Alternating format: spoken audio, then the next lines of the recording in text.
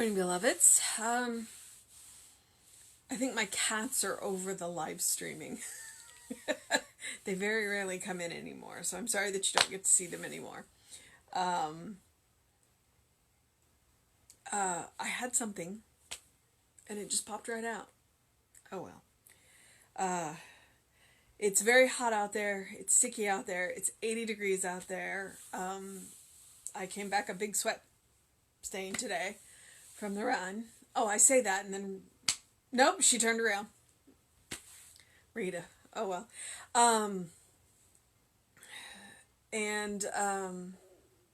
But it looks like it's gonna rain, even though I know it's not. So, hopefully you guys are staying hydrated and cool because yeah, drink lots of water. It's hot out there. All right.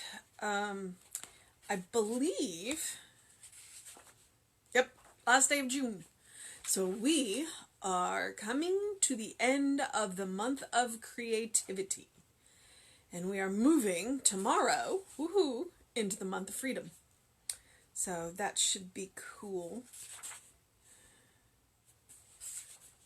Taking a peek. Oh, we're going to go back to Bible quotes. Yay. All right.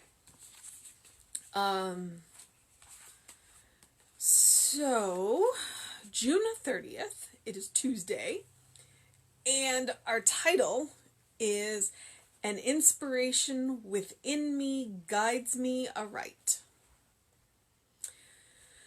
Oh, the disciple John tells us that God is a spirit, and that they that worship God must worship God in spirit and in truth.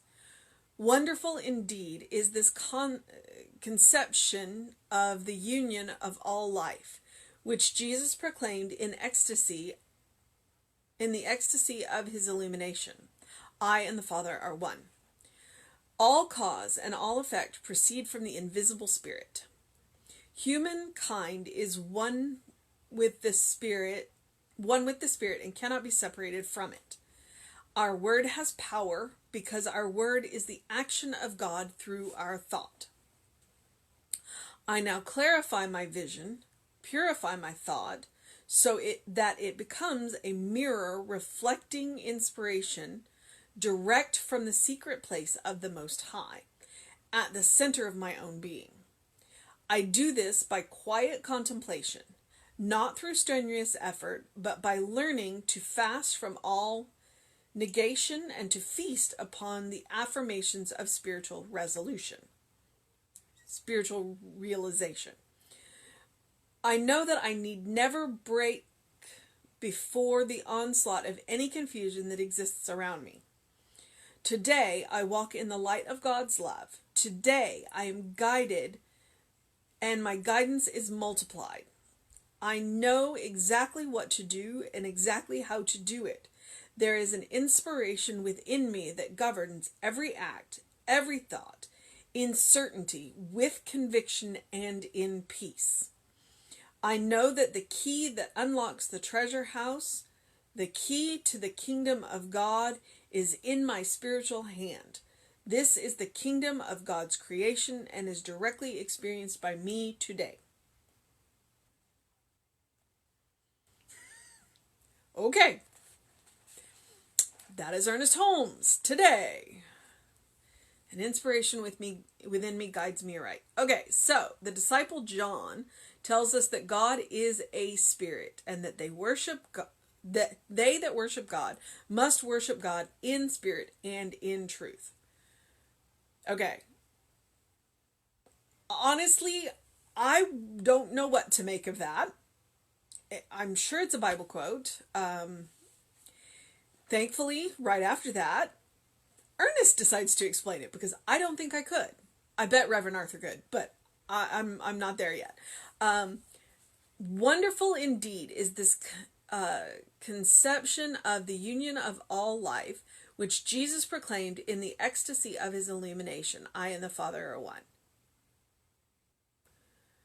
Okay, the union of all life. So God is a spirit. Oh, I hate to say this, but this is one where I'm gonna have to go think about it. Honestly, I'm not. Wow. Okay, I get I and the Father are one. I do. Jesus said that when he started his treatments, because that's unity. That's the unification step of the treatment. It's like, there is one God, and I am a part of that God. So I and the Father are one. And Jesus started all of his, whatever miracles he worked, he started there. Because he was proclaiming that the power that is working here is not coming from me.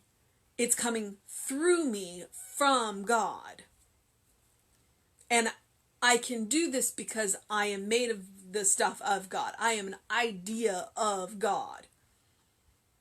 God is not an idea of me. I am an idea of God. I came into form from God. I'm going to get myself caught in a logic trap here, so I'm going to stop there. All cause and all effect proceed from the invisible spirit. Humankind is one with the spirit and cannot be separated from it. Any separation from God is an illusion.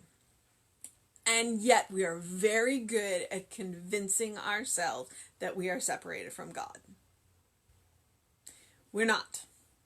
We are made of God stuff. We are an idea that God has, just in form. So we cannot be separated from God. We cannot be separated from spirit. We are made from spirit. The power that we use is spirit flowing through us. Our word has power because our word is the action of God through our thought, which is what I just said. Our word has power because our word is the action of God through our thoughts. I mean, that bears repeating 100 times. Your word has power because your word is the action of God through your thought. All right, moving on. I now clarify my vision, purify my thought, so that it becomes a mirror reflecting inspiration direct from the secret place of the Most High at the center of my being. So if I want to make use of that power, and I want to make the most use of that power, what I need to do is clarify my vision. What am I looking at? To stop focusing on the appearances and to see the reality, the big R, not the little r, not the material appearance around us, but the big reality. Spirit in action around us. The garment of Christ is the world around us. Now, what can we do to make it better? Purify my thought. Let all the negative stuff go.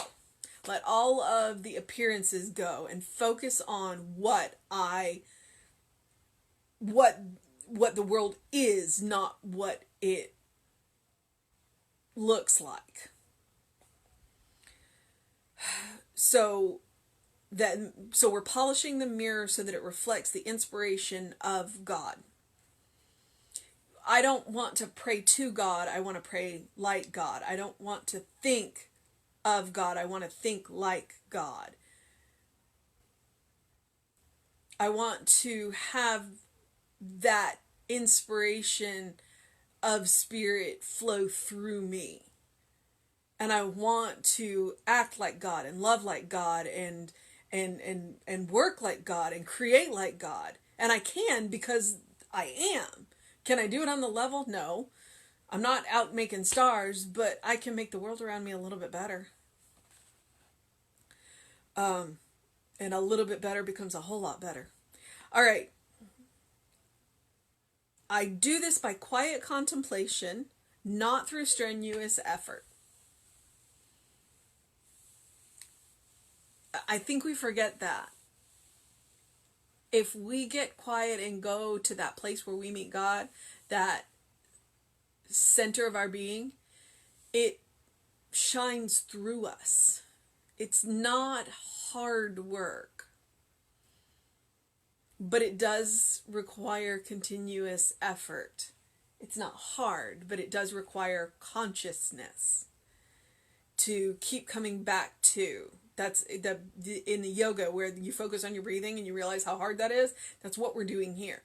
Because the more we focus on that center, the easier it is to come back, and then it shines through us. I do this by quiet contemplation, not through strenuous effort, but by learning to fast from all negation, give up the negative, and to feast upon the affirmation of spiritual realization. That's gratitude. The more we look for the good, the more we see the good, the more good we will see. The more good we see, the less room we have to see the bad. Now, that being said, there is stuff that needs to change that is not right, and we gotta fix it, but we don't fix it by focusing on the bad. We focus on what we want instead. So that's the way we do that. It's not that there aren't crap things happening in the world. And it's not that we don't want to deal with them, because we absolutely do. But the way we deal with them is we say, I see this, but I want this instead. And so I focus my energy on getting what I want instead, not on what is wrong. And that's how we fix things. That's the science of mind way. Yeah, we absolutely know that the world can be weird and awful. And what we say is, okay, I see you. This is what I want instead, and this is where my energy is going to go. And then this has no choice but to dissolve and go back to the no thing that it is. Okay. I get really excited about that. Because that's where our power is. That's why I get excited about it. Okay. So, I know that I need never break before the onslaught of any confusion that exists around me. I know that I need never break because I am made of God's stuff, which means that the noise of the world around me isn't real. If I can focus on what I am, the spirit that I am, and the world that is the reality, the world that works for everybody, then I can't let the world break me. I don't have to let the world break me. And I have the power not to let the world break me, because it's coming through me, not from me. Okay. So, now we have our series of Today I Walk in the Light of God's Love.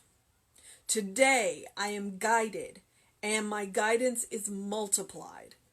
I know exactly what to do and exactly how to do it.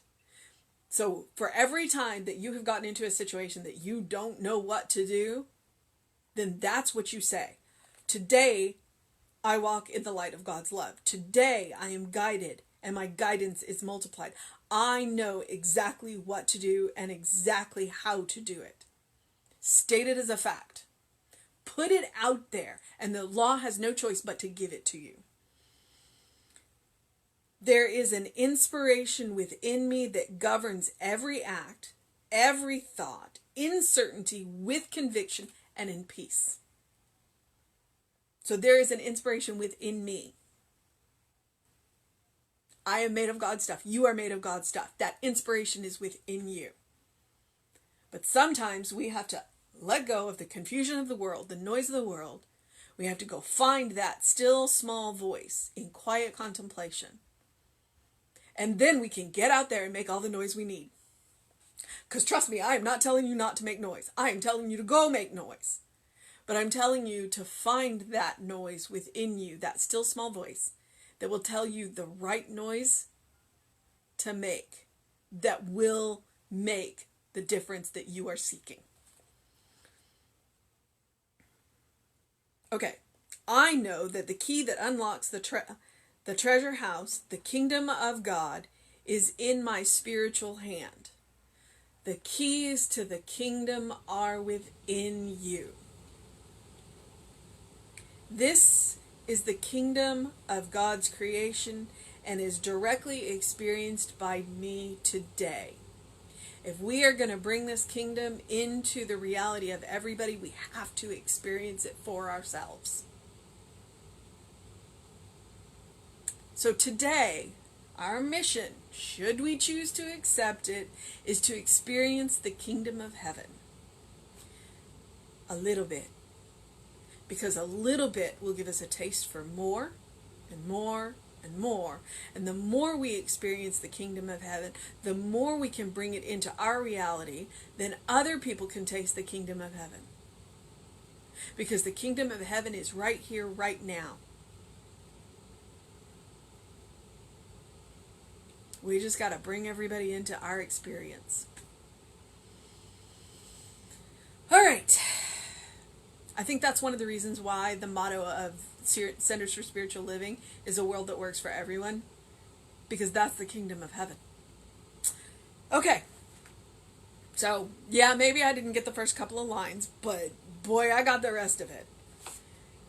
And I'm ready to take on my mission and experience the kingdom of heaven. And I am ready to bring the kingdom of heaven to everyone else in whatever way I can. So, I'm going to move on with my day, and I'm going to encourage you to do something kind for yourself, do something compassionate for yourself, and do something loving for yourself today.